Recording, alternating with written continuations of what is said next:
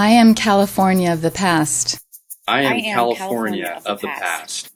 I am California of the past.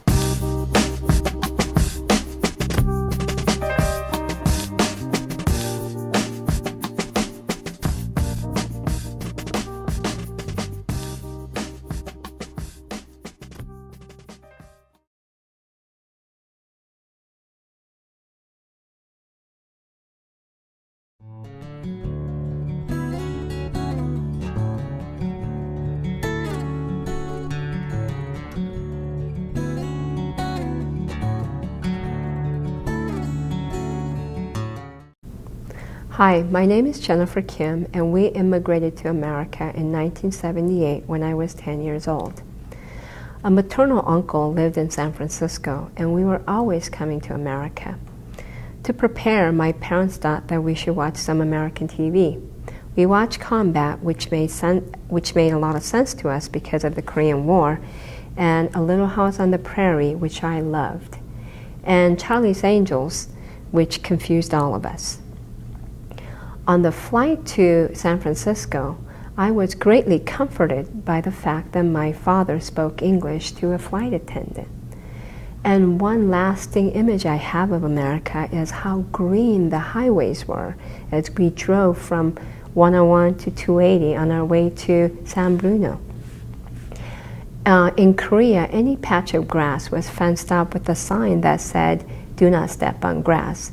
So can you imagine what we must have felt when we first went to the Golden Gate Park?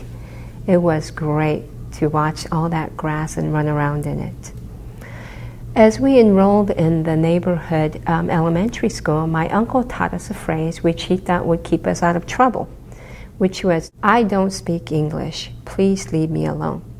Of course, we were trying to make friends at the time, and we couldn't understand why it was so difficult. I'm very impatient. I tried everything I could to learn English quickly, but at the end, I realized that it just takes time.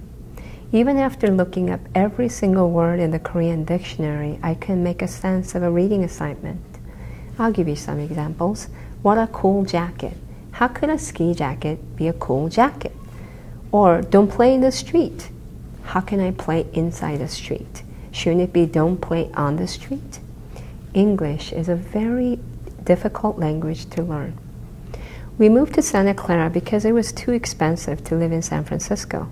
My parents found an apartment, we made friends at our new school, but we soon had to move again. Our car was repeatedly vandalized, and the neighborhood boys threatened my brothers. My father met a long-lost friend from Korea at the San Jose flea market, and he lived in Newark, so we moved there.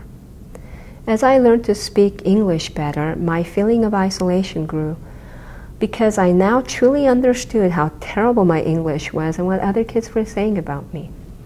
As a sixth grader, I attended third grade reading class. My brothers got into fights defending their dumb sister.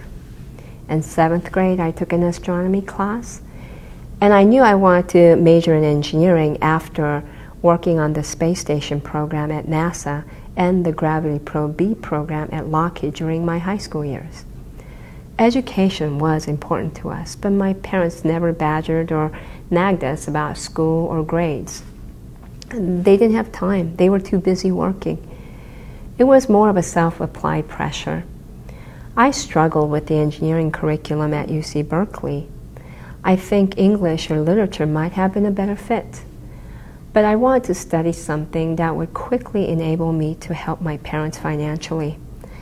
I already had two brothers in college by the time I was graduating. So I plowed through it and got a job with Bechtel. I thought my life was set. Now, 20 years after graduation, I'm embarking on a new journey, making a living as a writer. Writing and marketing waiting for APA has been a struggle, but with everything I've been through, I know I'm going to make it. Finally, I'm in awe of my parents. They came here in their 40s. I'm in my early 40s right now, and I'm apprehensive about a possible move to another state. We had a really good life in Korea. We had nannies. My mother stayed home. I don't fully understand our reasons for immigration.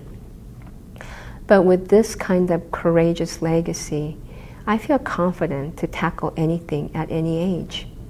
Hopefully, that courage and determination will be the legacy I leave my children. Thank you.